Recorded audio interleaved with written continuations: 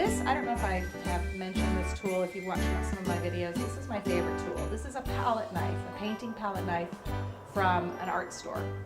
And people use it to paint with oil paints, but I love it because it's really, really thin and it slides under things and doesn't distort them. So if you're working on a board and your piece is sticking, you can just slide this right under and it picks it up with no problem, no sticking, and doesn't distort anything. If it sticks too much and if it's too thick, when you try to slide it under, it's going to distort it and you're not going to keep your nice pretty circle. So this is a perfect tool to just get in there and slide right under it and lift it up. All right, so we've got some circles. Now let me get some water and we'll start applying these. All right, so we've cut a nice array of circles, and so now we can start applying them. And again, it's wet to wet, so I'm going to put a little water on a section right here. You can see when I do that, my airbrush paint is kind of rubbing away, but that's okay because I'm going to be covering it with a circle. So I'm going to apply my first one. When you have the two that are pieced together like this, where I've cut out a section and then wrapped it around, you always want to start with the circle, the inside piece first, because you can then wrap this around. If you put this in first, sometimes it's hard to get it wrapped around correctly. So I'm going to put that on there. You can see my paintbrush has a little blue that it picked up from here. And then I'm going to put that on like that. So I'm going to start applying some of these. And it doesn't have to be, should be completely random. There's no pattern. You don't want to have it be, too symmetrical, because bubbles aren't symmetrical. You want them to be just kind of floating all around. And then the other thing is, they don't have to only be on the flat surface. They can bend. So I'm going to take this big circle right here, and I'm going to put it on here. I'm going to bend it around like that, because they wouldn't just be floating on top, they'd be floating all around. There we go. And that one, I actually want to have a little piece. So I'm going to take a big one. Actually, I'm going to leave that one. All right, so we're going to do that same thing with the top. I want to put a bending one on the top, so I'm going to put my solid one on there.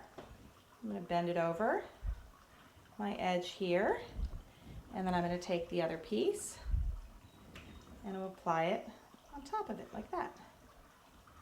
So you can see we've got a nice circle, and so you're just going to keep applying these all over until you get it nice and filled with little bubbles.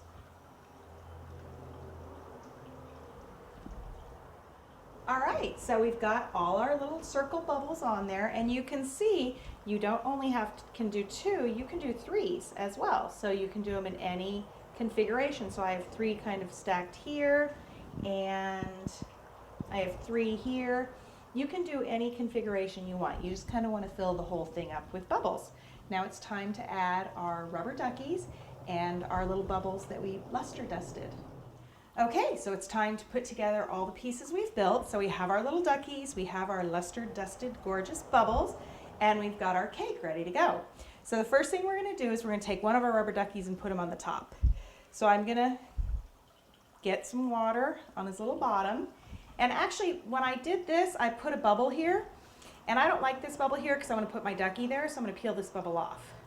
And you can do that. You can change your mind and move them around if you have something to replace it. If you try to lift one off and you don't want to replace it with something, you'll see it'll leave a mark. So I'm only taking this one off because I'm putting my little ducky in its place. So that doesn't matter. And I'll actually put this just right here. So I've got this one little ducky, and then I'm going to take my other one and I'm going to put him over here on the baseboard. So he's going to go there. Now, I wanted to let you know, you don't have to make your rubber duckies. You can buy little actual rubber duckies. This is just a little tiny one, and it matches mine, even though I didn't make this one, but I made these to match this. So if I wanted to, I could just use these rubber duckies. I don't necessarily have to make my own. So I'm going to put this little guy, and I'm going to put him right here on the edge. And I would attach him with royal, if I were doing this correctly, you would want to attach him with royal icing. Or what you can always do is you can take a small piece of fondant And you can use fondant as a little piece of glue. You can take a little piece of white fondant, and I'm going to put a little water there, put my marshmallow fondant in there, and then wet that, and this will actually stick to it. So you can see now, he's going to stick to the fondant.